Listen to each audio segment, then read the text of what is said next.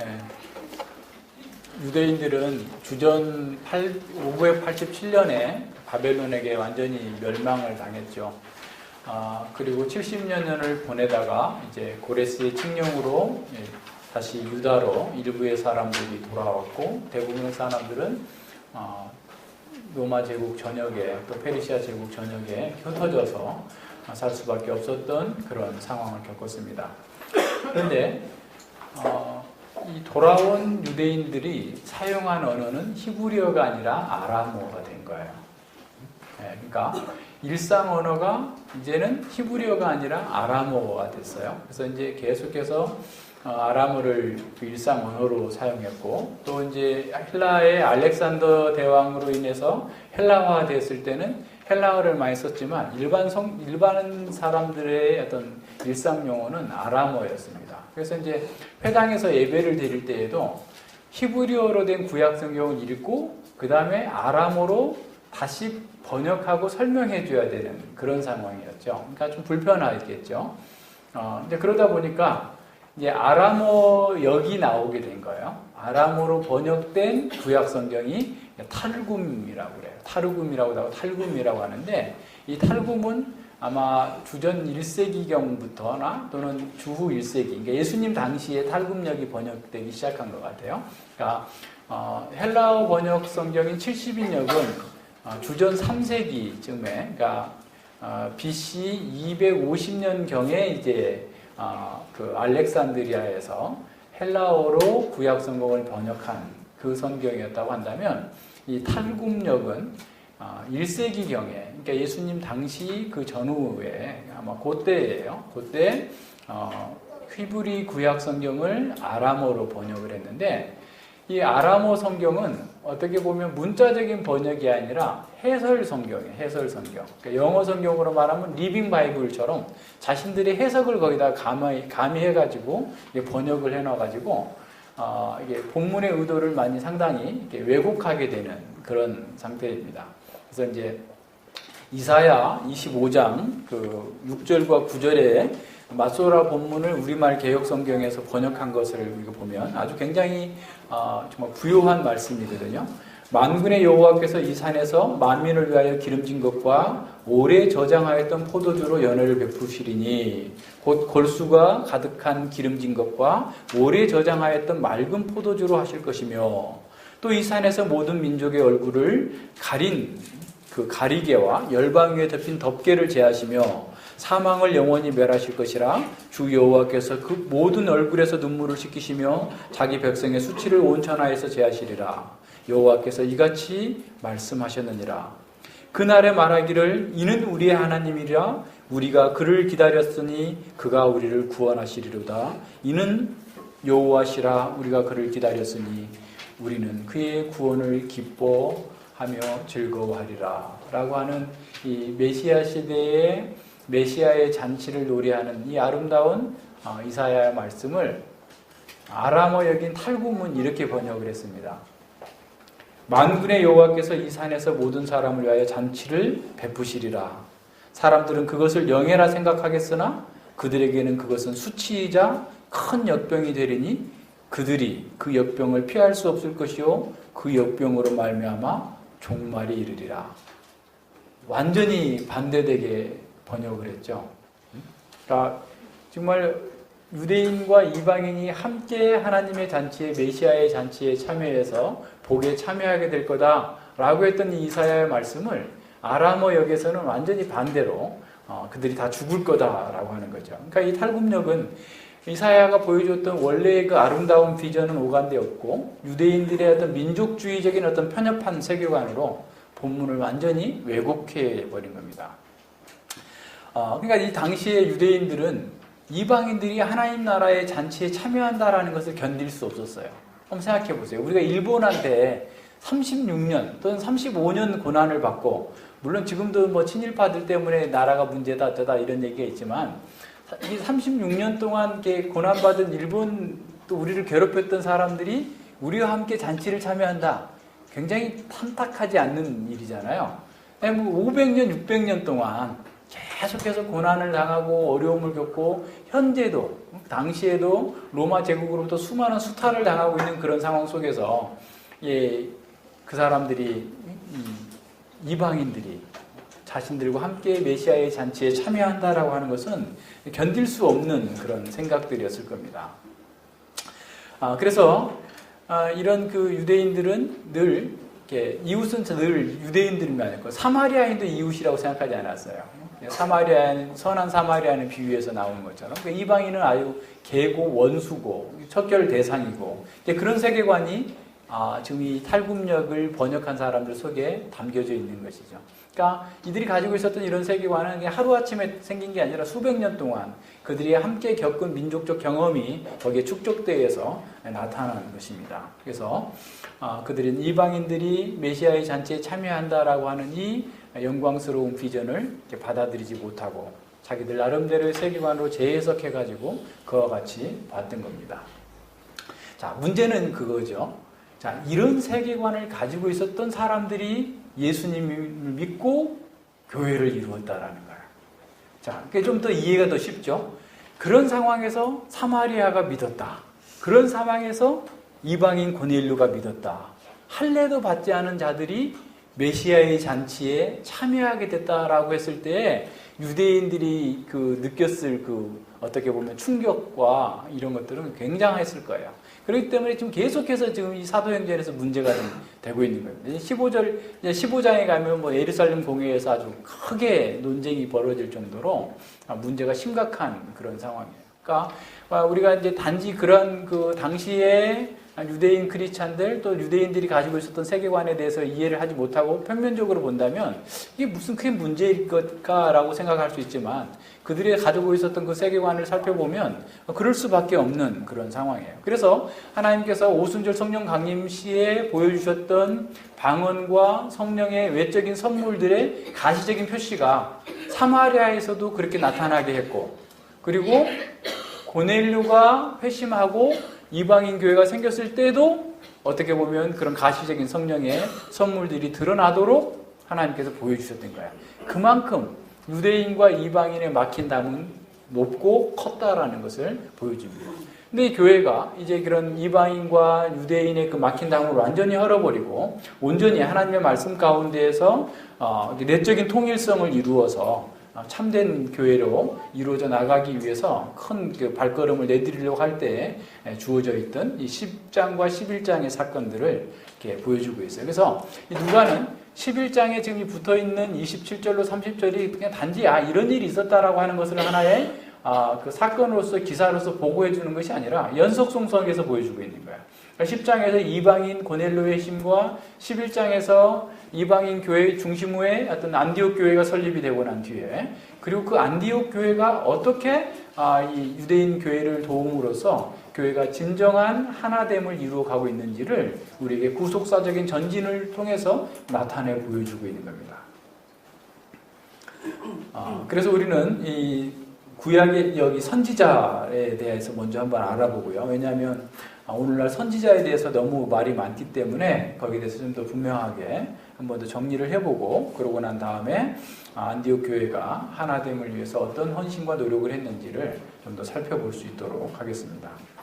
27절에 보면 그때 선지자들이 예루살렘에서 안디옥에 이르니라고 그랬어요. 그러니까 그때는 이제 안디옥 교회가 성장한 그런 상황이죠. 이방인들의 무명의 성도들이 가서 전도를 해서 안디옥 교회가 설립이 되었고, 그래서 그 안디옥 교회의 설립 상태를 예루살렘 교회가 아주 크게 반기면서 바나바를 파송해서 바나바가 사역을 하면서 1년여 동안 사역을 하고 나서 또 큰 부흥이 이루고 나서 다시 바나바 스스로도 할 수 없어서 사울을 불러다가 다소에 있는 사울과 함께 가르쳤더니 더 많은 사람들이 모였고 그 그리스도인들을 제자들을 그리스도인이라 부르고 있는 그런 어떤 그런 상황 속에서 이 선지자들이 예루살렘에서 왔어요. 그러니까 예루살렘 교회가 지금 안디옥 교회의 상황이 갑자기 그러니까 사역자에 비해서 성도들이 너무나 많이 커지고 안디옥에 있는 그래서 뭐 여기서 대형 교회가 생겼다는 거 아니에요. 지역에 있는 다 가정 교회들입니다. 지금 이 1세기 당시의 교회는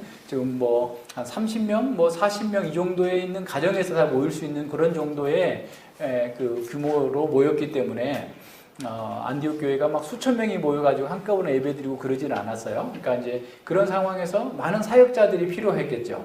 그러나 이제 막 생겨난 그 교회에서 당장에 많은 사역자들을 세울 수도 없었을 테고, 그런 것들을 감안해서 예루살렘 교회가 이 선지자들을 파송한 것 같아요. 수많은 가르칠 수 있는 교사들을 이렇게 파송하게 된 거죠. 왜냐하면 그 교사가 금방 이렇게 세워질 수 있는 것도 아니고, 이방인들은 또 구약 성경을 잘 모를 거 아닙니까? 그러니까 그런 사람들이 구약 성경을 알고서 또 그 구약에 성취된 그리스도의 그 복음 사건들을 이해한다는 것은 쉬운 일이 아니었기 때문에 예루살렘 교회가 그들을 파송해서 이렇게 오게 된 거죠. 그래서 그 상황 속에서 이제 그 사역을 하게 된 겁니다. 자, 그럼 여기서 선지자들은 누굴까라는 것을 한번 생각해 볼 때, 우선은 이 선지자를 알기 위해서 구약에 있는 선지자들을 먼저 생각해 보죠. 그러니까 구약에 있는 선지자, 그리고 구약에서 예언이라는 것이 어떤 거였는가라는 걸 생각해 보는 거죠. 그래서 이제 예언한다라고 했을 때 우리는 보통 예언을 앞에 있는 어떤 사건, 우리가 장래에 일어날 일에 대한 것을 말해준다라고 생각하는 것을 주로 예언이라고 생각해요. 그러나 성경에서 나오는 예언은 이렇게 역사 속에 있는 앞으로 있을 어떤 장래의 어떤 비밀을 말해주는 것이 아니라 이미 주어진 그 말씀을 계속해서 가르치는 역할을 하는 거예요. 그리고 그러니까 전체 예언들 가운데에서 아주 일부만 사실은 장래에 있을 일을 대해서 설명해 주고 있습니다. 그래서 구약의 선지자들은 미래에 나타날 일을, 예를 들어서 구약의 선지자가 100시간 정도의 사역을 했다고 그러면 99시간 30분 정도는 현재의 사람들에게 하나님의 말씀에 비추어서 바르게 살라라고 하는 그 말씀을 선포했고, 그 나머지 한 30분 정도만 장래에 있을 일에 대해서 설명했다라고 봅니다. 그 장래 일도 결국 현재에 어떻게 살 것인가와 늘 관련이 있어요. 그러니까 장래에 이렇게 될 것이니 너는 현재에는 지금 어떻게 해야 되겠느냐라고 하는 것에 대해서 늘 가르침의 중심이 있었다라고 하는 것을 기억해야 됩니다. 그래서 미래에 어떤 일이 있을 것이기 때문에 당장 현재에 어떤 삶을 살아야 될 것인가를 보여주고 있는 거죠. 그래서 우리가 이 예언의 메시지가 장래에 있을 것만 말한다라고 생각하는 것에서 벗어나야 된다는 사실을 기억해야 됩니다. 그래서 하나님의 뜻을 이렇게 잘못 이해하게 되는 거죠. 구약의 선지자에 관해서 말씀해주고 있는 그 신명기 13장과 그 18장의 전체 문맥을 쭉 살펴보면요, 구약에서도 거짓 선지자들이 이적과 또 어떤 기사를 행할 수 있다라고 얘기하고 있어요. 그것이 실제로 일어난다 할지라도 그들을 따라가면 안 된다라고 말씀해 주고 있습니다. 그러니까 이적과 기사가 나타났을 때 그것이 다 하나님께로 온 것인가 아니면 다른 쪽으로 온 것인가. 자, 이스라엘 백성들 속에서 사역하는 선지자들이라고 한다면 다 하나님의 이름으로, 여호와의 이름으로 이적과 기사를 행했을 거예요. 그럼에도 불구하고 그 속에 이 거짓 선지자들이 있다라는 겁니다.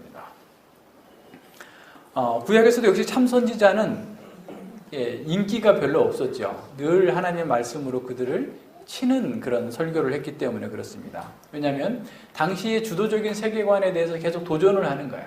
그러니까 바알 숭배가 오늘날로 말하면 뭐겠어요? 세속주의예요. 이 세상에서 잘 먹고 잘 살자라고 하는 거죠. 그러니까 바알을 숭배하는 사람들은 여호와의 이름으로 바알을 섬긴 거예요. 우리가 호세아에서 본 것처럼, 그러니까 여호와의 이름을 불렀어요. 주님의 이름을 불렀어요. 그러니까 주님이라는 말이 바알이라는 말이에요. 그러니까 바알 이름을 부르고 주님의 이름을 불렀는데 그들이 원하는 것은 늘 이 세상의 번영과 세상에서 잘 먹고 잘 사는 풍요를 추구했었던 거예요. 그래서 바알적 제의에 계속 다 사람들이 넘어가고 있는 거죠. 그러니까 이런 상황에서 그들이 많은 이적과 기적을 베푼다 할지라도 사람들은 거기에 더 쉽게 넘어가겠죠. 그러니까 이거 꼭 기적이라는 게 어떤 뭐 병 낫고 또는 뭐 어떤 이상한 어떤 이적이 보이는 것보다도 사람들은 물질적인 풍요를 요구하는 사람들에게 기적은 어떤 거겠어요? 네, 물질적으로 번성하는 게 기적인 거예요. 그죠? 대형 예배당을 짓고 거대한 어떤 사업을 일으켜서 대단한 일을 하는 것이 마치 그것이 기적이라고 생각하는 거니까 그런 것들로 사람들을 유혹하고 있는 거죠. 신명기 13장에서 보여주고 있는 거짓 선지자의 그 유형은 어떤 거냐면 하나님의 백성들에게 언약적 신실함을 요구하지 않는 거야. 그러니까 참 선지자는 하나님과의 언약 관계 속에서 신실하게 살라라고 하는 것을 계속해서 강조하고 그것을 위해서 백성들에게 말씀을 전하고 가르친다면 거짓 선지자들은 그 얘기를 하지 않아요. 그냥 인간의 필요와 사람들에게 평안과 사람들이 원하는 것을 줄 수 있다라고 얘기하고 있는 거죠. 자, 사실은 수많은 기적들이 선지자들에게 나타날 때 그 기적들은 우리의 믿음을 테스트하는 거다라는 것을 생각해야 돼요. 무슨 말인지 아시겠어요? 자, 그런 기적이 일어남에도 불구하고 우리는 하나님의 언약에 따라가는가? 그러니까 하나님께서 주신 말씀을 따라가느냐, 아니면 세상에 지금 풍요의 기적이 막 벌어지고 있는데 그걸 따라가느냐, 둘 중에 하나죠. 그래서 이 세상에서 이루어지고 있는 수많은 기적들은 우리의 믿음의 진정성을 테스트하는 겁니다. 뿐만 아니라 기적을 가지고서 수많은 일들이 벌어졌다고 해서 대단한 일이 일어났다고 해가지고 그것이 참 선지자라고 하는 증거는 될 수 없다라는 것을 기억해야 됩니다. 항상 선지자들이 기적을 행했어요. 엘리사와 엘리야의 기적 대단하잖아요.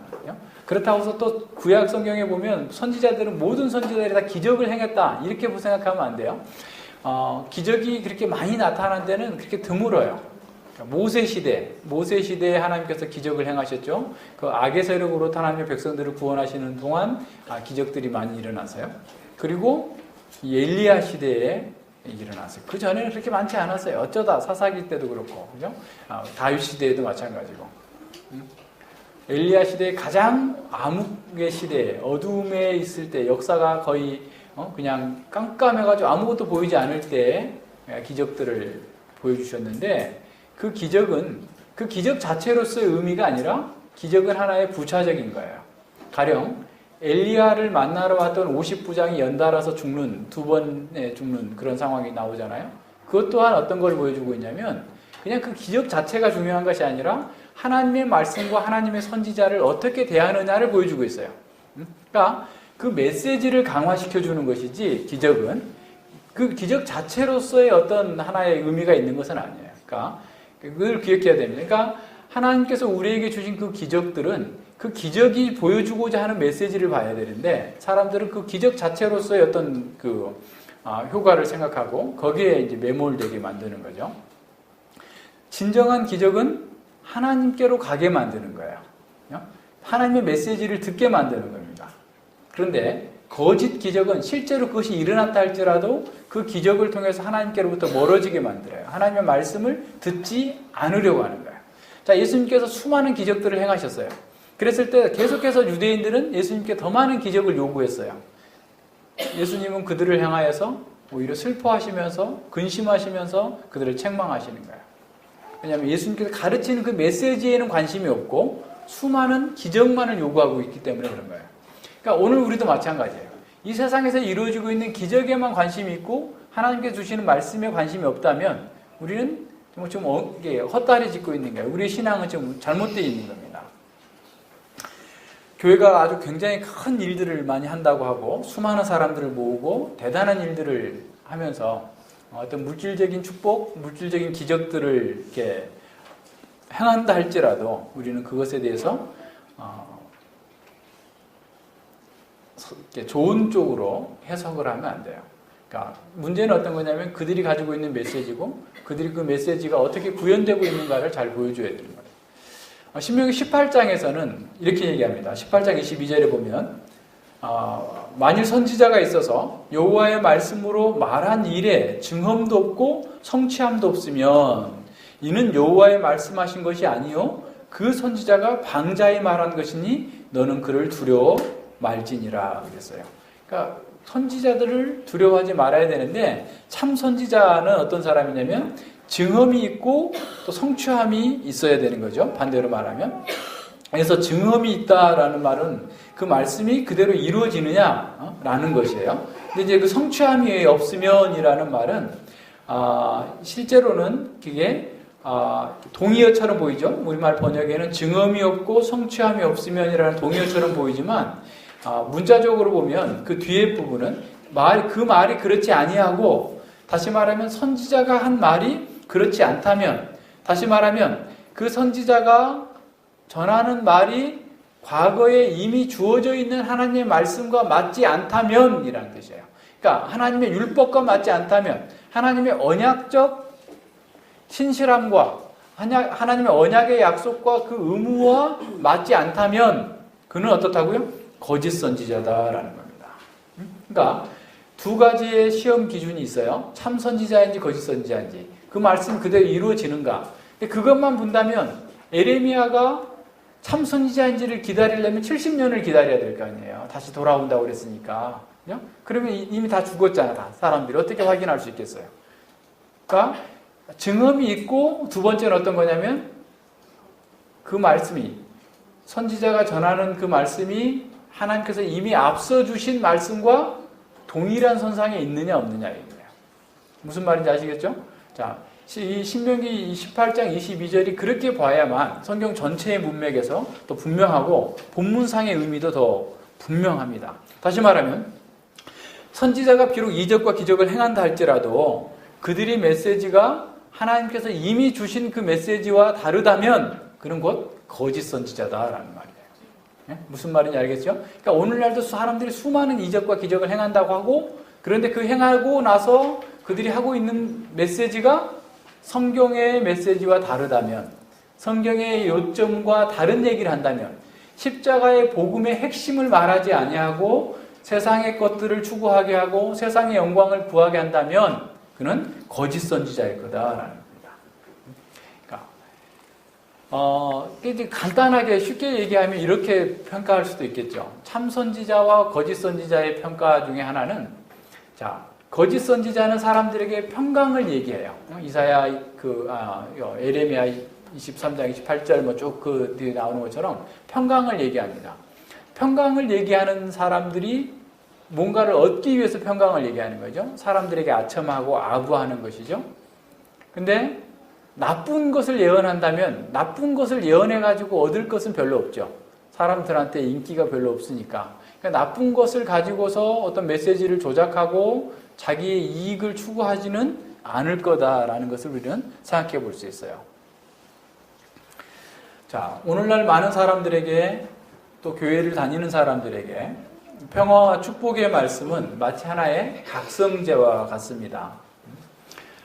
자, 이런 상황에서 사람들은 늘 평강하다 하는 곳에 수많은 사람들이 몰려가 있죠. 근데 그 사람들에게 지금 선지자들이 얘기하고 있는 것처럼 이 사회에, 이 당대의 주도적인 세계관의 그 잘못된 것들을 폭로하고 계속해서 자기 부인을 요구한다면 사람들이 굉장히 싫어합니다. 처음에 반응은 에스겔에게서 했던 것처럼 연예인에게 오는 것처럼 들어보자 라고 하지만 궁극적으로는 어떻게 되죠? 보따리 싸요. 보따리 싸서 딴 데로 갑니다.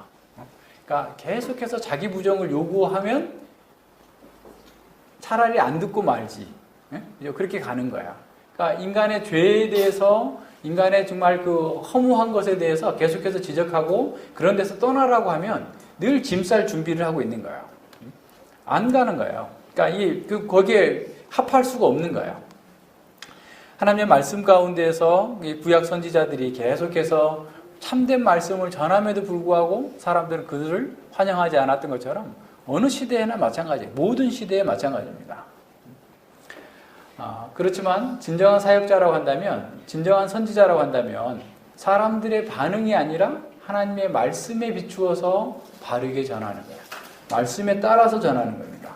왜냐하면 그렇게 해야만 이 패역한 문화 속에서 사람들을 구원해낼 수 있어요. 그게 하나님의 지혜예요. 하나님께서는 왜 그렇게 못하실까요? 그러니까 우리의 믿음도 어떻게 보면 한 번에 그냥 확 자라게 해버리시지, 뻥튀기 하는 것처럼 한 방에 딱 하시지, 그렇게 하시지 않아요. 계속해서 우리의 연약함 가운데서 두시면서 실패하고 어려움을 겪으면서 계속해서 우리 변화되어 갈 수 있도록 하나님께서 은혜 주시는 거예요. 이 세상에서도 마찬가지입니다. 그냥 한 방에 할 수 있으면 얼마나 좋겠어요. 그렇게 하지 않아요. 하나님의 방법이 아닙니다. 패역한 문화 가운데에서 우리가 구원받고 하나님의 뜻을 따라 살아가는 것, 그것이 사람들에게 이해가 안 되는 거예요. 그래서 바울에게 얘기했죠. 유대인들은 표적을 구하고 한 방에 할 수 있는 표적, 모세처럼 기적을 내놔봐. 헬라인들은 자기 머리로 이해가 되게 해봐라. 왜 그렇게 하시냐 하나님께서는. 그게 말도 안 되는 얘기 아니냐? 힘의 논리로 해봐라. 하면은 돼요. 사람들도 힘의 논리로 늘 생각해요. 그러니까 세상에서 갖고 있는 힘이라는 게 뭐겠어요? 돈의 힘이고 사람의 힘이고 어떤 학위의 힘이고 맨날 이런 것에 근거해가지고 판단을 하지, 정말 그 말씀이 하나님께로 왔느냐 안 왔느냐는 아예 관심 밖에 있는 거예요. 이렇게 살면 계속해서 어려움을 당할 수밖에 없습니다.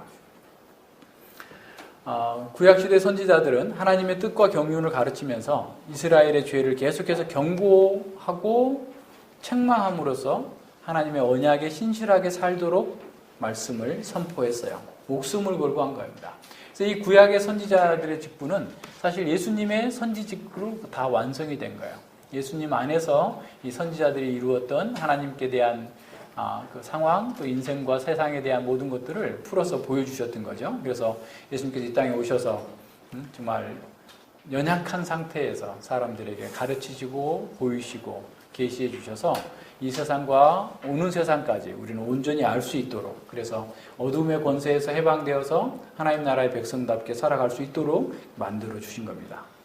자, 그럼 신약시대의 선지자는 누구일까를 생각해 보면, 신약시대의 이 선지자는 교회의 창설 직원으로서의 직분입니다. 그러니까 사도와 마찬가지로 사도와 선지자는 교회를 세우는 직분자로서 사역을 했어요. 그래서 에베소서 2장 20절에 보면 너희는 사도들과 선지자들의 터 위에 세우심을 입은 자라. 그리스도 예수께서 친히 모퉁이 돌이 되셨느니라 라고 얘기합니다. 자, 그래서 선지자는 하나님께로부터 직접 계시를 받아서 전달하는 특별한 은사를 소유한 신약의 선지자를 가리켜요.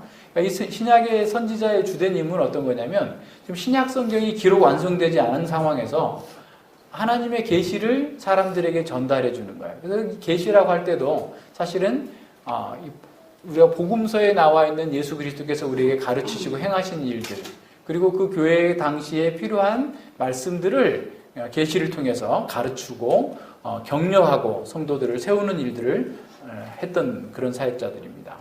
때로는 신약의 선지자들도 미래에 일어날 일들을 얘기했어요. 그것도 아주 구약의 선지자와 같이 일부분에 속합니다. 그러니까 신약의 선지자들이 늘 어디 가서 점집 차린 것처럼 예언하고 돌아다닌 거 아니에요. 계속해서 말씀을 가르쳤어요. 성경 말씀을 가르쳐서 교회가 온전하게 세워질 수 있도록 가르친 겁니다. 그리고 때로 이렇게 장래에 일어날 일들에 대해서 또한 예언한 거죠. 그 예언하는 것은 무엇이겠어요?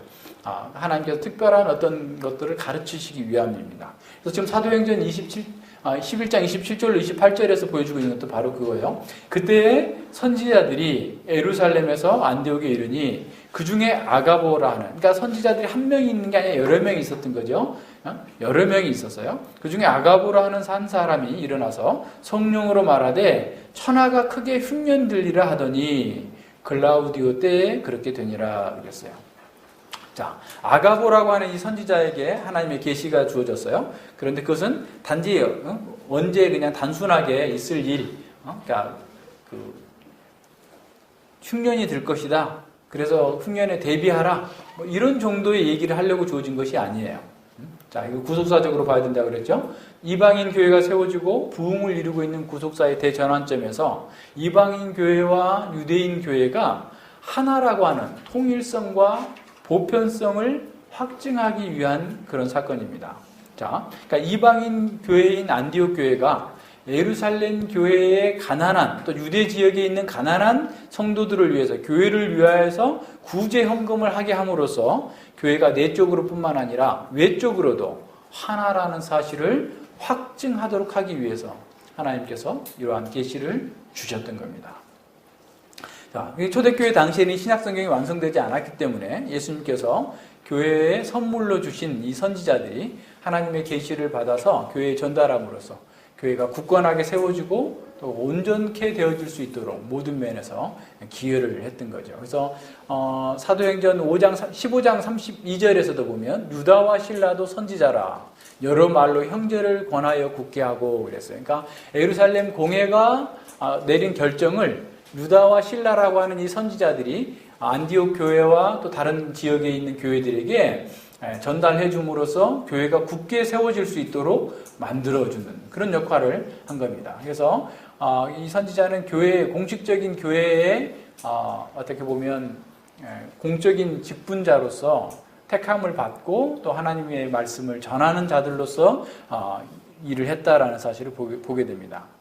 그래서 이 신약시대의 선지자들은 예수님께로부터 세움을 받아서 교회의 공적인 인정을 받고 교회를 세우는 데 중요한 토대의 역할을 한 거죠. 그래서 이 교회가 온전하게 설립이 된 이후에는 사도들과 같이 더 이상 이 직분은 계승되지 않았다라는 사실이 중요해요.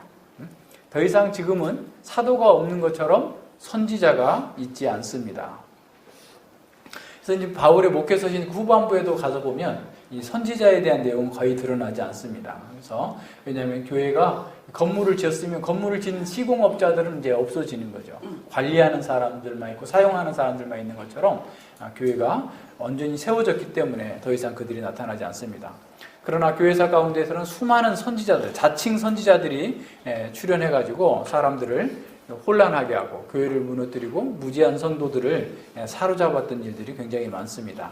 방언과 또 은사, 예언을 이렇게 주장하면서 영매처럼 활동하고 있는 그런 거죠. 그래서 신약 성경이 주어진 지금에는 더 이상 선지자나 사도가 없다라는 사실을 이렇게 기억해야 됩니다. 이미 성경이 우리의 믿음에 모든 필요한 것들, 삶에 필요한 것들이 다 기록되어 있기 때문에 지금도 만약에 선지자가 와서 나에게 어떤 예언을 해주면 좋겠다라고 한다면 그는 이미 주어진 계시를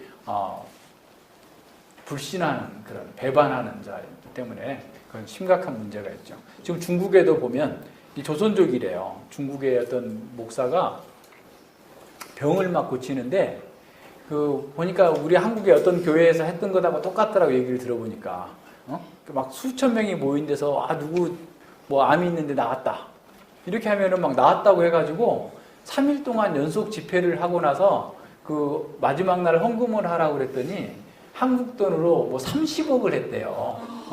그러니까 그래서 그 예배당을 막 짓게 되고 막 그렇게 돌아다니는 그 이상한 목사들이 뭐 중국 전역에 다 돌아다니면서 지금 그런 짓을 하는데 그 목사가 막 괴로워 죽겠다고 그러더래요. 자기가. 그러니까 이게 악한 영에 사로잡혀가지고 지금 그런 짓을 하고 있는 거야. 뭐 지금도 한국에도 그런 일이 있어요. 지난번에 제가 한번 소개했잖아요. 아프리카에서 개인 비행기를 타고 다니는 오순절 목사가 있어요. 황제처럼 사는 거죠. 우리나라 재벌 회장들이나 개인 비행기가 있잖아요. 근데 그 아프리카에 있는 어떤 그 목사는 자기 개인 비행기가 있다니까 자가용처럼. 그래서 다 쓸고 다녀요. 근데 그 사람을 한국에 불러다가 이렇게 집회를 하기로 했는데 서로 이렇게 나눠 먹는 게 안 맞았나 봐. 무슨 말인지 알겠어요? 네가 7 가지고 우리가 3 갖게 뭐 이런 이게 뭐가 있어야 되는데 안 맞아가지고 사람들을 다 모아놓고 광고까지 해가지고 수천 명이 왔는데 이 사람이 안 와버린 거예요. 응? 그러니까 뭐 싱가포르도 오고 어디도 하고 막 다 동남아 다 돌고 한국에 오기로 했는데 안 와버려가지고 그 사람 영상만 보여줬다는 거예요. 영상으로 집회를 하니까 뭐 쏘갔다 막 하고 해가지고 그게 한번 나오더라고요. 근데 지금 그런 일들이 계속 있어요. 계속 사람들은 그걸 추구하니까. 그러니까 하나님의 말씀을 공부하고 그 말씀 가운데서 하나님의 백성답게 살겠다고 하는 것이 아니라 계속해서 자기중심적인 종교적인 어떤 만족을 얻기 위해서 자기가 원하는 것을 얻기 위해서 계속해서 그런 사람들이 따라오기 때문에 그런 사람들의 문제는 뭐냐면 결국 하나님의 말씀을 거부하는 거예요. 그렇기 때문에 거짓 선지자이고 또 그들의 종말은 굉장히 심각해요. 아주 이게 우리가 늘 보지만 영적인 타락은 호세아서에서 본 것처럼 영적인 타락은 육신의 타락으로 가요. 영적인 간음은 육신의 간음으로 갑니다. 그러니까 그런 거짓 선지자가 가는 곳은 늘 육신적인 간음이고 세속적인 추구예요. 그 외에 다른 게 없어요.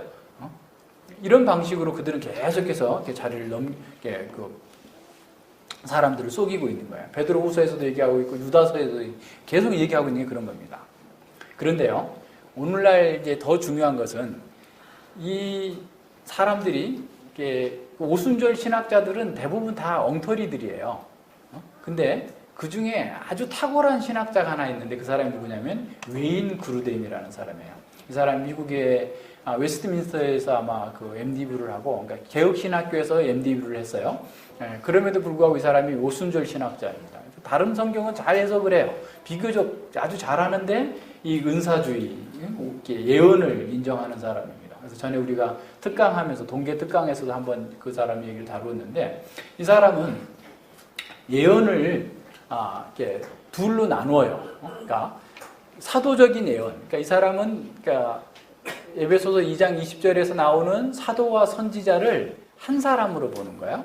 그래서 근데 그건 잘못된 해석입니다. 왜냐하면 사도와 선지자라가 이렇게 교회의 터가 됐던 사도와 선지자라고 할 때 각각의 정관사가 있어요.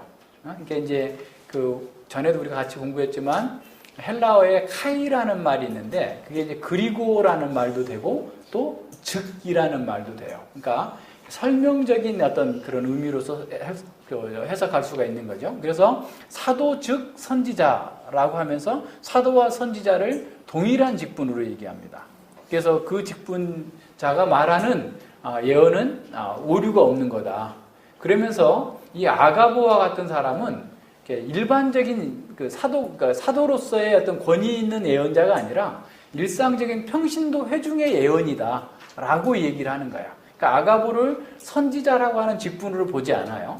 근데 그것의 그 첫 번째 오류는 어떤 거냐면 에베소서 4장에서 보여주고 있는 것과 고린도서 12장에서 보여주고 있는 것과 다르다는 거예요. 그러니까 그 사람이 잘못 해석하고 있는 거죠. 다시 말하면 선지자와 사도는 한 직분이 아니에요.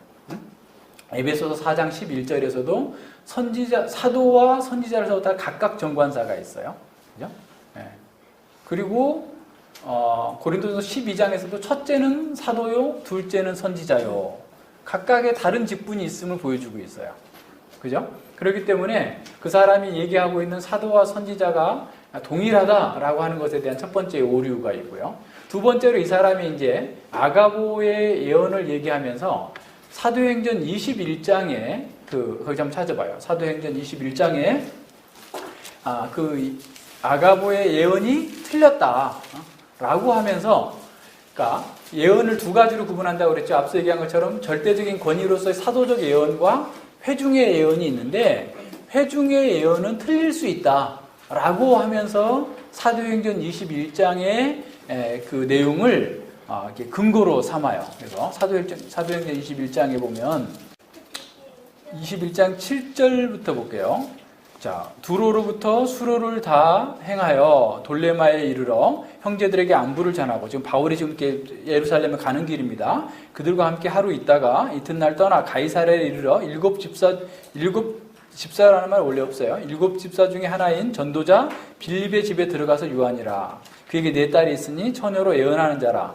여러 날 있더니, 그러니까 가이사라의 빌립의 집에서 여러 날 있었는데 거기에 한 선지자 아가보, 지금 우리가 11장 27절 28절에 나오는 그 아가보라 하는 그 선지자가 유대로부터 내려왔어요. 그러니까 이 선지자는 교회를 순회하면서 사역하고 있었던 것으로 보이죠. 그러니까 순회 사역을 하던 아가보라는 선지자가 내려와서 우리에게 와서, 그러니까 누가와 포함된 바울을 얘기하는 거죠. 와서 바울의 띠를 가져다가 자기 수족을 잡아매고 말하기를 성령이 말씀하시되 예루살렘에서 유대인들이 이같이 이 띠 임자를 결박하여 이방인의 손에 넘겨주리라 하거늘. 자, 아가보가 지금 바울이 지금 예루살렘으로 간다는 걸 알고 있어요. 가기 위해서 왔다는 걸 알고 있어요. 또 많은 그 아시아 지역에 있는 교회들, 아가야 지역에 있는 교회들, 마케도니아에 있는 교회들로부터 지금 예루살렘에 있는 교회를 위해서 헌금을 해가지고 헌금을 갖고 그 지역 대표자들과 함께 지금 가고 있는 상황입니다. 그런 상황 속에서 아가보가 지금 와서 바울이 그 예루살렘에 가면 유대인들로 유대인들로 말미암아 가지고 이방인의 손에 넘겨줄 거다. 그러니까 되도록 가지 마라 얘기하는 거예요. 그래서 이제 12절에 보세요. 자, 우리가 그 말을 듣고 그곳 사람들로 더불어 바울에게 예루살렘으로 올라가지 말라라고 이렇게 했는데 13절에 바울이 대답하되 너희가 어찌하여 울어 내 마음을 상하게 하느냐. 나는 주 예수의 이름을 위하여 결박받을 뿐만 아니라 예루살렘에서 죽을 것도 각오하였노라 하면서 이제 강하게 예루살렘 가기를 원하고 있으니까 14절에 저가 고난을 받지 아니하므로 우리가 주의 뜻대로 이루어지이다 하고 더 이상 말리지 않았다라는 거예요. 그러면서 27절 이하에 보면 바울이 이제 잡히는 광경이 나옵니다. 27절에 이레가 참회, 그러니까 하여튼 결례를 행하고 그 이레가 참회 아시아로부터 온 유대인들이 성전에서 바울을 보고 모든 무리를 충동하여 그를 붙들고, 자, 붙들고라는 말 나오죠. 외치되 이스라엘 사람들아 도우라. 이 사람이 각처에서 우리 백성과 율법과 이곳을 회방하여, 그러니까 율법을 회방하고 또 이곳 성전을 회방하여 모든 사람을 가르치는 그 자인데 또 헬라인을 데리고 성전에 들어가서 이 거룩한 곳을 더럽게 하였다라고 하면서 사실은 막 충동질을 하죠. 이에 저희가 전에 에베소 사람 드로비모가 바울과 함께 성내에 있음을 보고 바울이 저를 성전에 데리고 간 줄로 알고, 성전에 데리고 가지 않았음에도 불구하고 그렇게 생각한 거죠. 그래서 온 성이 소동하여 백성이 달려와서 모여 바울을 잡아 성전 밖으로 끌고 나가니 문들이 곧 닫히더라. 저희가 성전 밖에서 이제 죽이려고 하는 거죠. 저희가 그를 죽이려 할 때에 온 예루살렘이 소란하다는 소문이 군대의 천부장에게 들리며 저가 급히 군사들과 백부장을 거느리고 달려 내려가니 저희가 천부장과 군사들을 보고 바울 치기를 그치는지라. 이에 천부장이 가까이 가서 바울을 잡아 두세 사슬로 결박하라 명하고 누구며 무슨 일을 하느냐 이렇게 묻는 그런 상황들이 나오죠. 자, 그래서 이 그루뎀이라는 학자는 무슨 얘기를 하냐면 21장 11절에서 자, 유대인들이 바울의 띠를 풀어가지고 바울을 결박해서 이방인에게 넘긴다라고 했는데 21장 27절 이하에서 보니까 유대인들이 이방인들을 바울에게 넘기지 않았다. 이방인이 와서 로마인이 와서 잡았다라고 해석을 하면서 자, 이처럼 일반 회중이 예언하는 것은 틀릴 수도 있다라고 얘기를 하는 거예요. 그러니까 그루뎀이 얘기하는 것은 두 가지의 예언이 있다는 거예요. 첫 번째는 신약 성경과 같은 권위의 사도적인 예언이 있고 그것은 사도 곧 선지자가만 하는 거고 일반 회중이 하는 예언이 있는데 그 일반 회중이 하는 예언은 지금도 있고 이렇게 틀릴 수도 있다 라고 이 사람이 얘기를 하는 거예요. 그러니까 이제 오순절주의자들은 그렇거니 라고 생각을 하면서 대체 그렇구나. 지금도 우리가 예언할 수 있지만 그 예언은 또 완벽하게 맞지 않고 틀릴 수도 있구나. 그렇게 해도 또 성령이 말씀하시되라고 말할 수도 있고. 그죠? 예. 자, 그런데 이 사람은 성경을 잘못 해석하고 있는 거예요. 자, 왜 잘못 해석했냐면, 자, 우선은요, 누가가 이 본문을 기록함에 있어서 지금 이 아가보가 한 예언이 그대로 성취되지 않았다라고 할 만한 근거를 얘기할 수가 없어요. 왜냐하면 지금 바울을 계속 두들겨 패고 있는 상황에 잡았잖아요. 그죠? 그러니까 유대인 이게 보세요. 그러니까 예언의 정밀주의에 빠지면 안 되는데요. 가령 최순실이 독일로 도망갔다. 그렇게 해도 되고 드레스덴으로 도망갔다. 틀린 거야?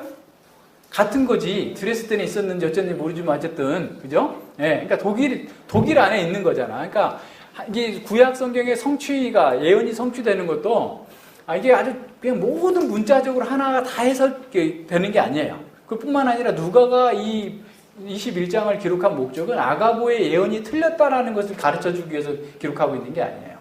그러니까 실제로 바울은 유대인이 아니었다면 이방인의 손에 넘겨지지 않았죠. 유대인들이 붙잡아가지고 2번씩이나 붙잡았다고 나오잖아요. 그리고 두들겨 패고 있는 상황에 지금 천부장이 개입해가지고 그를 구출해낸 거고, 그리고 천부장으로 말미암아서 로마까지 끌려가게 됐어요. 사도행전 28장에 보면 바울이 로마인들에게 자신에 대해서 변명하면서 이렇게 말합니다. 16절부터 우리가 로마에 들어가니 바울은 자기를 지키는 군사와 함께 따로 있게 허락하니라. 사흘 후에 바울이 유대인 중에 높은 사람들을 청하여 모인 후에 이르되 여러분 형제들아 내가 이스라엘 백성이나 우리 조상의 규모를 배척한 일이 없는데 예루살렘에서 로마인의 손에 죄수로 내어준 바 되었다. 예루살렘에서라는 누구를 얘기하는 거예요? 유대인들을 통해서 예루살렘에서 로마인에게 넘겨줬다라는 거예요. 다시 말하면 바울은 자신이 지금 여기 잡혀오게 된 동기가 유대인들이 나를 이 로마인에게 넘겨줘서 여기 왔다. 그렇기 때문에 나는 너희들을 지금 유대인들을 고소하거나 유대인들이 어떤 문제를 갖다가 폭로해가지고 괴롭게 하려고 한 것이 아니라 오히려 유대인들에게 이 복음을 증거하고 나타내기 위해서 했는데 유대인들이 나를 로마인에게 넘겨줘서 여기까지 온 거다. 내가 이 황제에게 상소하고자 하는 것은 유대인들을 해롭게 하고자 한 것이 아니라 하나님 나라의 복음을 증거하기 위한 거다 라고 하는 얘기를 하고 있어요. 다시 말하면 지금 누가가 기록하고 있는 것은 이 웨인 그루뎀이 얘기하고 있는 것처럼 아가보가 예언한 것이 일부가 틀렸다는 얘기를 하고 있는 게 아니에요. 전체적으로 다 맞은 거예요. 무슨 말인지 알겠죠? 그러니까 아가보의 예언은 일반 평신도의 예언이어서 오늘날도 우리가 평신도들이 예언해가지고 그렇게 틀릴 수도 있다. 그런 얘기를 하고자 기록한 것도 아니었고 또 틀리지도 않았고 전체적으로 다 맞게 됐어요. 맞게 됐기 때문에 이런 사람들의 그런 잘못된 성경 해석이 지금 너무나 많이 유행하고 있어요. 이 사람의 조직신학책이 지금 조직신학 한국교회에서도 아주 2, 3위 안에 들 정도로 많이 팔리고 있습니다. 원사주의자들이 사고 통합적이나 이런 사람들이 학교에서 그걸 다 교재로 사용하고 있어요. 작년에 중국에 갔더니 중국의 그 목회자들도 그루뎀의 그 조직신학이 중국말로 번역되어 가지고 들고 다니더라고요. 그래서 그 책이 위험하다.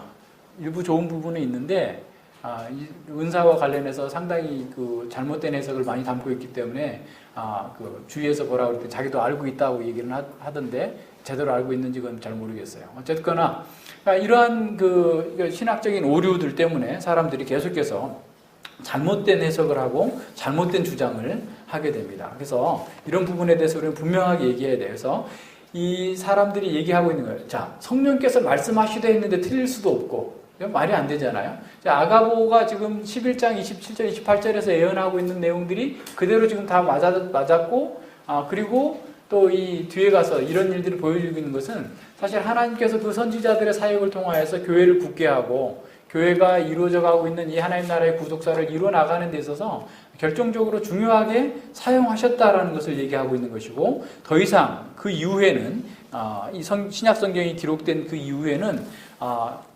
계시가 더 이상 없다라는 사실을 늘 기억해야 됩니다. 그래서 웨스트민스터 신앙고백서 1장 6절에서는 이렇게 선언하고 있습니다. 하나님의 영광과 인간의 구원과 신앙과 생활에 필요한 모든 것에 관한 하나님의 뜻은 전부 성경에 분명하게 진술되어 있거나 조리 있고 필연적인 이치로 성경에서 연역할 수 있다라는 거예요. 자, 하나님의 영광과 우리의 구원과 신앙과 생활에 필요한 모든 것들은 성경에 분명하게 진술되어 있거나 또는 없다면 조리 있게 연역해서 이해할 수 있도록 다 기록되어 있다라는 거예요. 필연적인 이치로 성경에서 연역할 수 있다라는 겁니다. 그러므로 이 성경에다가 성령의 새로운 계시에 의해서든 혹 인간의 전통에 의해서든 아무것도 어느 때를 막론하고 더 첨가할 수 없다라는 거야. 그러니까 성경 이외에 그 어떤 것들을 첨가하면 그것이 성령께로 왔든 그것이 교회의 전통으로 왔든 등등의 어떤 이유를 대서도 안 된다라는 거예요. 성경만이 하나님께서 우리에게 주시는 말씀이다. 자, 그러나 말씀으로 계시되어 있는 그러한 것들을 구원에 이르도록 이해하려면 성령 하나님의 내적 조명이 반드시 필요하다는 것을 인정한다. 그러니까 성경 그 자체로서 구원의 능력이 있는 것이 아니라 성령께서 우리 지난번에 하이델베르 여러분들 공부한 것처럼 말씀의 사역자를 사용하셔서 그 사람들이 말씀을 깨닫도록 하시는 내적인 조명이 있어야 된다라는 거죠. 또한 하나님을 예배하는 일과 교회의 정치에 관한 일도 보통 사람의 행동이나 사회와 마찬가지로 일반적인 이성과 신자의 지혜로 처리되어야 할 경우이다. 그랬어요. 그러니까 교회의 정치에 대해서 나타나 있지 않지만 정치의 원리가 있으니까 그 원리를 따라서 우리 신자가 사고하고 생각해가지고 일반 원칙을 따라서 할 수 있다는 거예요. 그래서 본성의 법과 그리스도인의 신중한 사려 분별에 의해서 정해져야 한다라는. 그러니까 이 성경 이외의 다른 것을 지금 얘기하면서 계시받았다라고 얘기하면 안 돼요.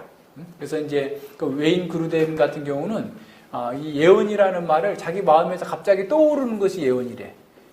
그래서 그런 사람들 되게 많잖아요. 마음에 갑자기 떠올라가지고 선교사 가고, 갑자기 떠올라가지고 어디 가고, 그랬더니 뭐가 됐다고. 또 어떤 사람은 뭐 축구 선수인데 내가 직접 들었는데 뭐 네덜란드에 뭐 어디를 뭐 교회를 찾다고 막 가는데 뭐 그냥 막 가라고 그 했더니 어디 가니까 교회가 나왔더라. 뭐 그래. 아이고 참 유치하긴 한데 그런 걸 듣고 사람들이 막 좋아가지고 아멘하고 난리가 아니에요. 뭐 목사님 선물을 뭐 해야 될까 했더니 뭐 양복으로 하기로 했다 했더니 또 목사님이 10년 동안 입었던 양복을 입고 있었다나 어쨌다나 무슨 그런 게 계시받았다는 거예요. 응? 유치하기는. 응? 그렇지 않아요? 그리스도인이 그렇게 무식해서 되겠어요? 하나님의 말씀을 주신 거를 가지고 이성적으로 판단하고 생각하고 이치에 맞게 행동하면 되는 거지. 그걸 꼭 계시받아야 돼? 응? 어떤 찬송을 불러야 될지 계시받아야 되겠어요? 응? 이런 식의 행동을 하는 것이 다 뭐예요? 거짓 선지자들의 영향 때문입니다. 그런 사람들이 계속해서 사람들에게 그렇게 잘못 가르쳤기 때문에 사람들은 모르고서 그렇게 나가는 거야. 그래서 우리는 더 이상 신약에 어떤 사람이 와서 계시받았다, 무슨 뭐 예언한다, 뭐 무슨 뭘 보여준다, 장래 어떻게 될 걸 보여준다, 뭐 등등의 수많은 얘기를 한다 할지라도 거기에 넘어가면 안 돼요. 그건 아예 그냥 거짓 선지. 기적이 일어났다 할지라도 그건 다 안 되는 거예요. 당장에 모든 일이. 왜 금이빨만 돼? 아예 얼굴이 다 금이 돼버리게 하지? 손바닥에 왜 금가루가 묻어? 금덩어리 하나 지어주지? 그죠? 유치하잖아요. 하나님 그렇게 째째하신 분이에요? 주려면 그렇게 주시겠어요? 그러니까 잘 생각해 보세요. 이성적으로 그냥 판단을 해보세요. 그렇지 않잖아요.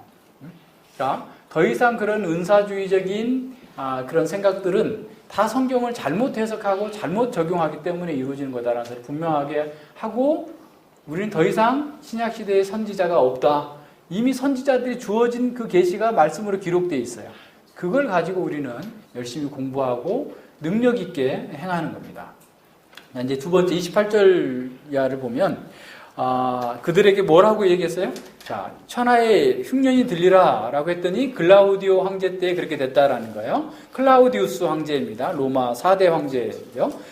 이 클라우디오 황제는 한 13년 정도 그 로마 황제로 재임했는데 주후 41년부터 54년까지 이게 했던 사람인데, 이 사람 재위 한 그 중반기에 실제로 이렇게 그 흉년이 크게 전체 로마 그 제국 전역에 흉년이 발생했습니다. 그래서 이것을 그 로마 역사가들 또 그 수에니토니우스 그 글라우디우스의 전기에 그 글라우디우스 4년부터 8년까지 이렇게 흉년이 굉장히 심하게 있었다라고 하기도 하고, 유대 역사가 요세푸스 같은 경우도 동일한 그런 그 사건을 기록해주고 있는데, 실제로 그런 그 흉년이 일어나서 이렇게 어려움을 겪게 된 거죠. 특별히 이제 유다와 예루살렘 지역에는 더 그 뭐랄까 더 많은 어려움을 겪게 된 그런 상태에 든 거죠. 이 클라우디우스 황제 때에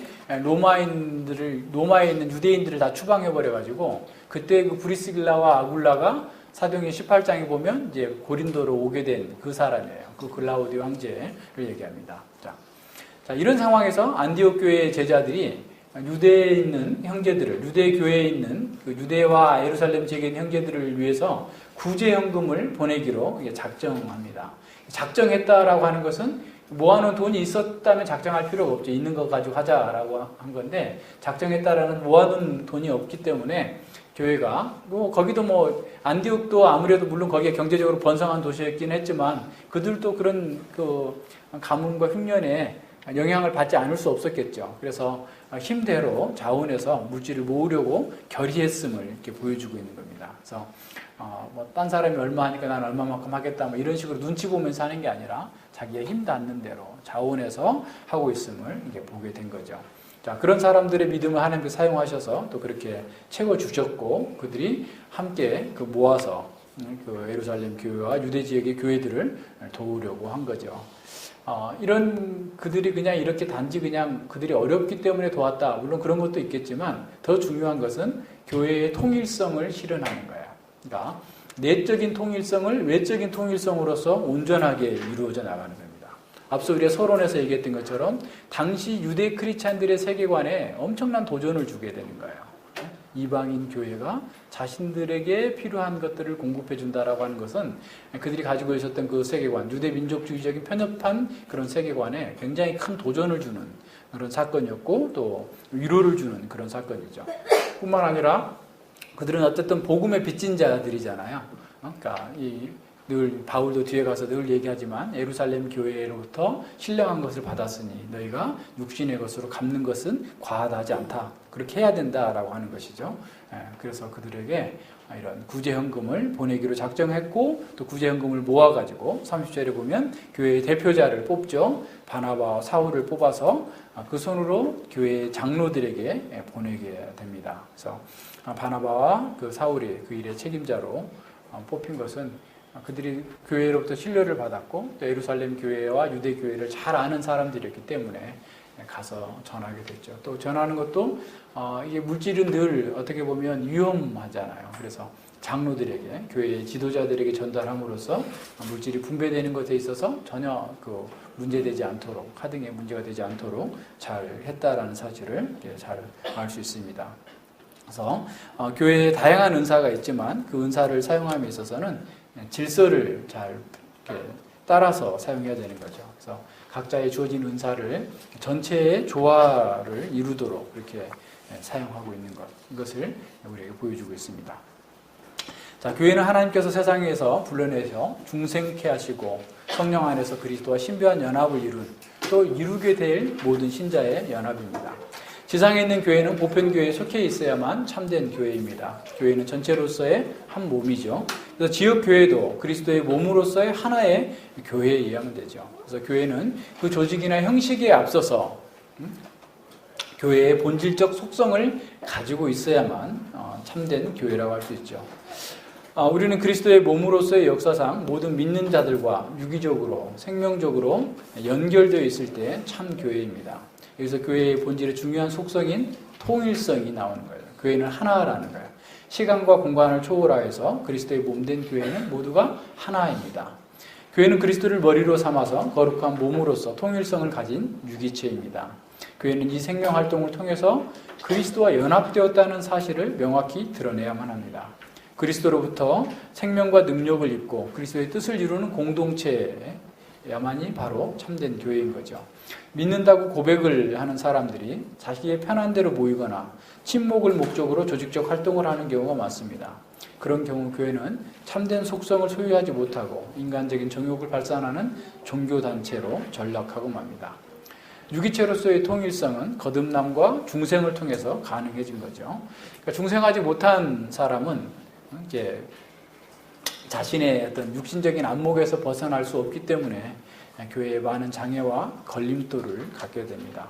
따라서 교회의 후원을 받아들일 때는 무엇보다도 이 중생한 것의 증거가 분명할 때 그리고 세례와 성찬을 이렇게 베풀어서 온전한 그 기준을 세워야 됩니다. 그러니까 이런 기준을 낮추게 되면 자꾸 교회는 세속화되게 되죠. 세상 사람들의 생각과 세상 사람들의 세계관이 교회 가운데 그대로 드러나는 거예요. 사람 수를 늘리는 것이 교회의 목표가 아닙니다. 많은 교회들이 사람을 더 많이 모으기 위해서 이러한 교회의 가장 기본이 되는 기준들을 무시하고 낮춤으로써 사람들을 모았지만 그 교회는 세상과 다를 바 없는 그런 교회가 되어버렸습니다. 그런 교회는 참된 교회의 속성을 가진 생명력 있는 기관으로 활동할 수 없죠. 세워질 수 없는 겁니다. 그래서 우리 교회는 이런 기준에 조금도 후퇴함이 없이 바르게 해나가야 됩니다. 교회의 통일성은 우리의 삶을 통해서 드러나야 됩니다. 그리스도의 생명이 우리 개인의 생활을 통해서 구현됨을 통해서 우리가 하나라는 사실이 확증할 수 있어야 되는 거죠. 이는 중생한 사람들 속에서 공통적으로 드러나는 성품과 활동을 통해서 가능한 겁니다. 참 교회는 그리스도적인 것은 날로 증가하고 반그리스도적인 것은 날로 줄어들어야만 되죠. 이는 우리의 개인의 성품과 삶에서도 마찬가지예요. 그리스도께서 기뻐하시는 것은 우리 속에서 계속해서 늘어나고 그리스도께서 싫어하시고 미워하시는 것은 우리 가운데서 점점점 줄어들게 되어야 됩니다. 자, 많은 사람들이 모여서 육신적인 어떤 교제를 나누고 또 즐거워하지만 그리스도의 성품이 발현되지 않고 인간의 사욕이 더 넘쳐나는 사욕을 추구하는 곳이 많이 있습니다.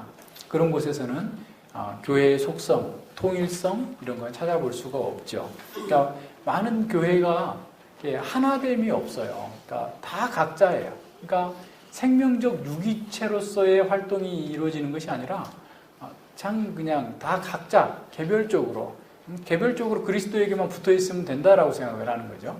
그래서 주변에 있는 사람들 전혀 관심을 갖지 않게 되고 자기만을 위해서 살아가는 이런 상황이 됩니다. 자, 교회의 통일성은 교회의 활동을 통해서 분명하게 이렇게 드러나야 됩니다. 모든 시대, 모든 지역의 교회는 그리스도께서 맡기신 사명을 수행하는 점에서 하나였어요.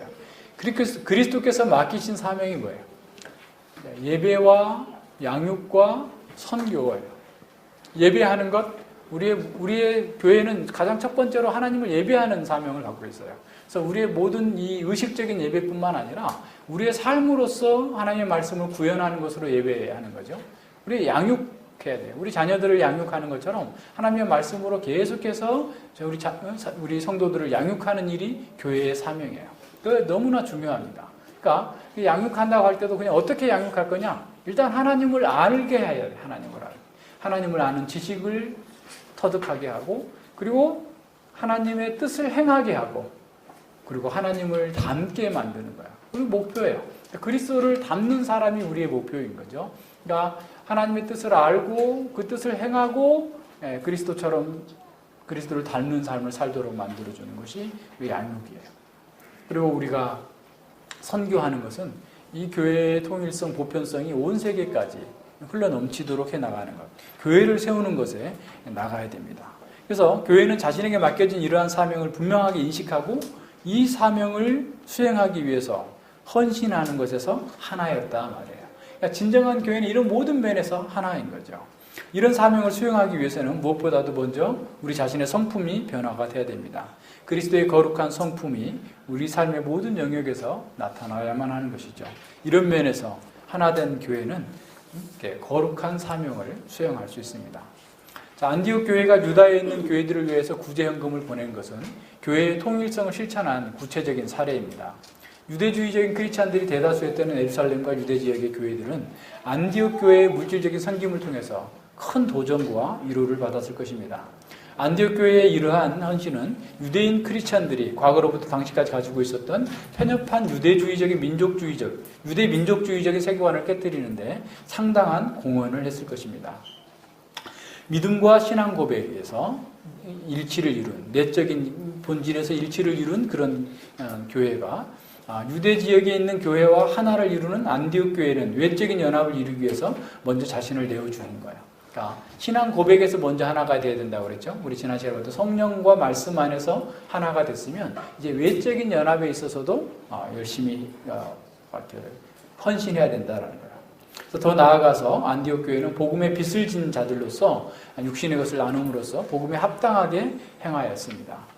우리가 지난주에 교회의 하나됨을 얘기할 때 모든 겸손과 온유로 하고 오래 참음과 사랑의 용납함으로 성령의 하나되게 함을 힘써 평안에 매는 줄로 성령의 하나되게 함을 힘써 지키라라고 말씀하셨는데 이것은 우리 교회적 하나됨을 얘기하고 있는 거죠. 자, 그렇지만 이 교회적 하나됨은 우리 더 큰 보편 교회적 하나됨으로 이어 나가야 돼요. 그래서 우리의 하나됨은 그냥 우리 안에서만 머물러 있는 것이 아니라 우리는 온 세상의 참된 교회들과 성령과 진리 안에서 내적이고 외적인 연합을 추구해야만 됩니다.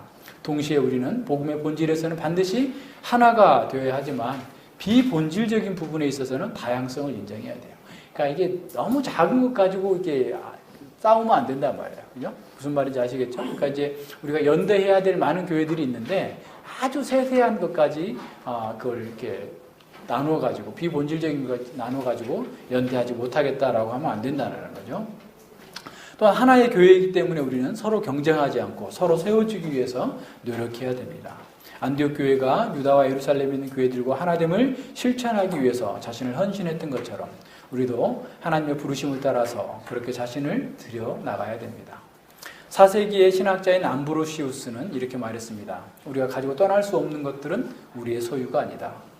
우리가 베풀었던 긍휼만이 우리를 따라올 뿐이다.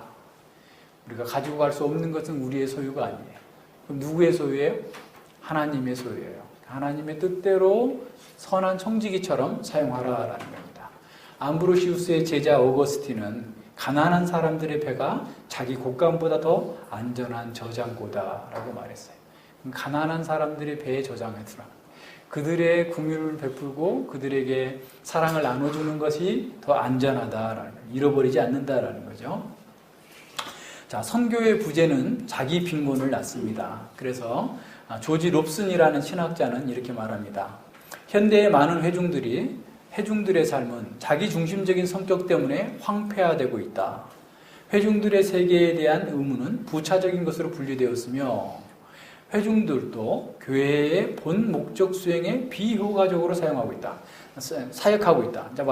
자, 자기 중심적인 성격 때문에 그 삶 자체가 황폐화되고 있어요. 그러니까 자기를 위해서 살면 자기가 부유해지는 게 아니라 자기의 삶이 황폐해져 버리는 거예요. 지금 우리나라의 두 여자도 그거 보여주잖아요. 자기만을 위해서 사니까 지금 자기들이 다 황폐해져 버려요. 근데 교회도 마찬가지예요. 교회가 자기만을 위하고 우리 교회만 자기만 이렇게 생각하니까 오히려 더 황폐해진다라는 거예요. 자, 회중들이 세계에 대한 의무, 온 세계에 하나님의 나라와 그 영광이 확산되어져야 된다는 그 의무가 부차적인 것이 됐어. 우리는 지금 여유가 없으니까 등등에 다 이렇게 하면서 이게 교회의 사명이 예배, 양육, 선교인데 예배, 양육은 열심히 하면 선교에는 돈을 하나도 안 쓰는 교회들이 얼마나 많은지 몰라요. 써도 아주 생색내기용으로만 하고 이렇게 되면 어떻게 된다는 거예요? 황폐화된다는 거예요. 빈곤을 낳는다는 거예요. 회중들도 교회의 목적 수행에 비교적, 교회가 왜 있는지 몰라. 교회의 사명 수행에 비효과적으로 생각하고 있어. 그러니까 자기가 가지고 있는 자원과 활동을 통해서 이 교회의 사명을 이루는데 적극적으로 협력하고 쓰임받고자 해야 되는데 자꾸 다른 데다 쓰고 있는 거죠. 쉽게 말하면. 참으로 필요한 것은 그것의 모든 활동이 세계를 품는 사역을 위해 섬기도록 하는 것이다. 라는 거예요. 온 세계에 복음의 영광이 드러나도록 해야 된다라는 거예요. 교회의 보편성뿐만 아니라 통일성을 실현하는 것에서도 선교는 필수적인 일입니다. 그러나 선교적인 헌신은 꼭 돈으로만 하는 것은 아닙니다. 기도와 상담, 영적 은사들을 나눠줌을 통해서 더 풍성하게 이루어질 수 있는 거죠. 돈 많은 교회에 돈 줄 필요 없잖아요. 그들에게는 말씀이 부족하면 말씀을 주고 늘 기도하고 그들의 필요를 채우는 데 우리가 쓰임받을 수 있는 겁니다. 우리는 이 시대의 고난 중에 있는 그리스도인들과 동일시해야만 합니다. 우리는 이 시대의 여러 가지 고난 가운데 있는 교회들과 참된 하나됨을 추구해야 됩니다. 중국 교회가 아픔을 당할 때 우리는 동일하게 아픔을 느껴야 하고 제3세계의 교회들의 연약함을 우리는 할 수 있는 한 돕고자 해야 됩니다. 우리는 그리스도의 마음으로 생명의 공동체인 우주적이며 보편적인 교회의 통일성을 실현하기 위해서 우리가 할 수 있는 일을 해야 돼요. 할 수 없는 일을 요구하시는 게 아닙니다. 우리가 할 수 있는 일을 해야 돼요. 성령께서는 안디옥 교회의 모범을 통해서 우리의 존재와 소유를 교회의 하나됨을 위해서 구체적으로 헌신하라라고 말씀하고 계십니다. 이것이 분열되고 깨어진 세계를 향한 교회의 선지자적 사명을 실천하는 길이에요. 우리가 부유해지는 길입니다. 그러니까 안디옥 교회는 예루살렘과 유다 교회를 위해서 많이 구제헌금을 했기 때문에 가난해진 게 아니라 오히려 그들은 더 부유한 삶을 살게 되었어요. 오늘 우리도 역시 마찬가지입니다. 우리가 하나님께 부유할수록 세상에서 더 큰 생명을 누려요. 누가복음 12장에서 어리석은 부자 비유에서 하나님께서 말씀하시고 있는 그 결론적인 내용이 예수님께서 말씀하신 결론적인 내용이 그거죠. 하나님께 부유하지 못하고 자기 것만 취하는 사람은 하나님의 생명을 걷어가 버리면 무엇이 남겠느냐라는 거예요. 우리 하나님께 부유한 사람이 우리의 생명의 부유함을 누릴 수 있다라는 걸 기억해야 됩니다. 기도합니다.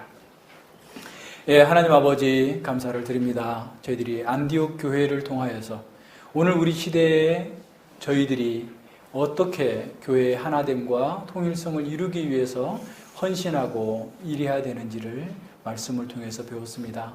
저희들이 자기 중심성에 매몰되어 있다고 한다면 우리는 스스로 황폐화되어지고 빈곤할 수밖에 없음을 깨닫습니다. 하나님께서 그 예언의 말씀을 아가보를 통해서 안디옥 교회에 주어졌을 때 안디옥 교회는 그 말씀의 의미를 바르게 깨달아서 자신들을 내어서 참으로 교회의 하나됨을 실천하는 구체적인 행동을 함으로써 온전하게 믿음의 삶을 살았음을 보게 되었습니다. 아버지 하나님, 저희들 또한 하나님의 말씀을 수도 없이 듣고 배우고 있습니다. 그럼에도 불구하고 저희들은 여전히 자기 속에 갇혀 있는 것은 아닌지 돌아보게 해주시고 하나님께서 우리에게 명하신 대로 이 교회의 하나됨 통일성을 이루어 나가는 일에 우리가 할 수 있는 일에 최선을 다해서 작정하고 행할 수 있도록 은혜 베풀어 주시옵소서. 감사드리며 예수님 이름으로 기도드립니다. 아멘.